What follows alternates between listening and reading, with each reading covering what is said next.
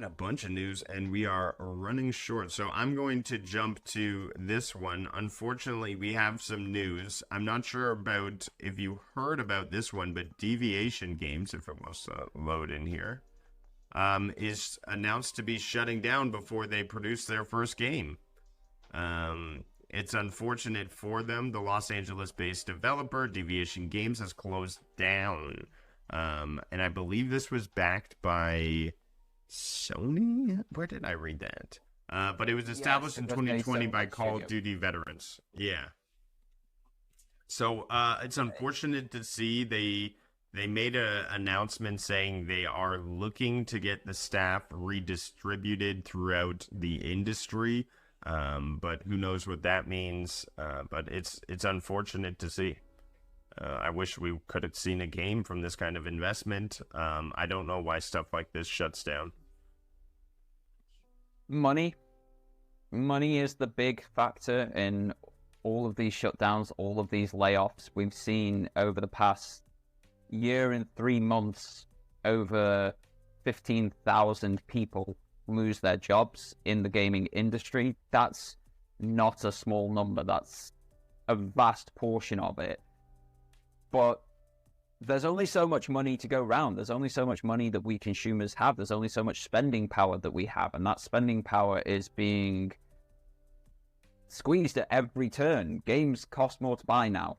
A generation ago at the start of the PlayStation 4 cycle, games were costing £40 here in the UK. They are now costing £70. In the space of 10 years, that is a £30 increase, near double increase in game price.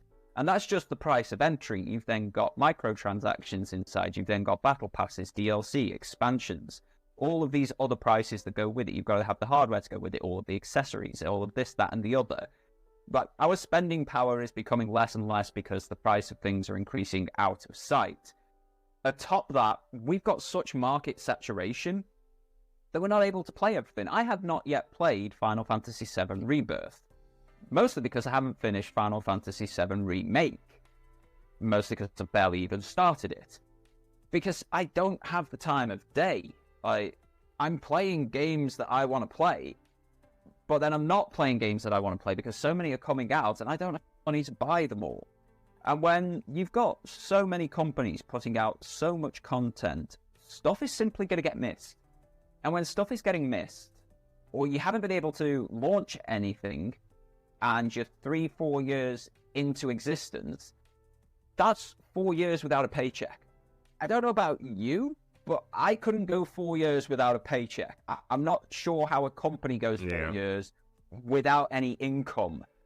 And this is the sort of situation we're facing. The games industry has put itself in a terrible position. When you look back at like the PlayStation 1 era of consoles, there were maybe 300, 400 games per year.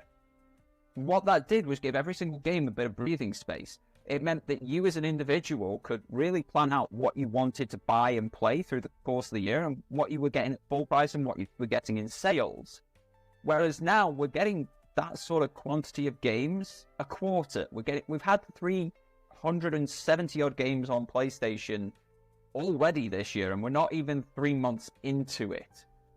So how are we as consumers meant to put money into all of these titles when we've got less spending power than we had a generation ago?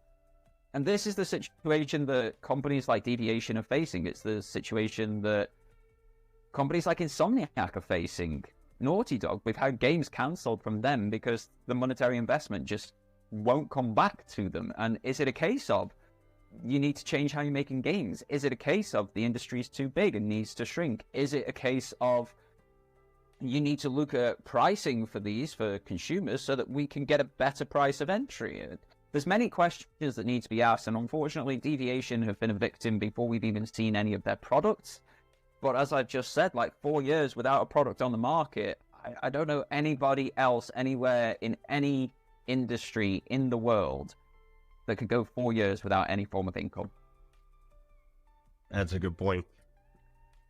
It's too bad. I hoped that we would have gotten to see a AAA shooter out of that one, but for PlayStation, but unfortunately not the case. And we keep moving forward.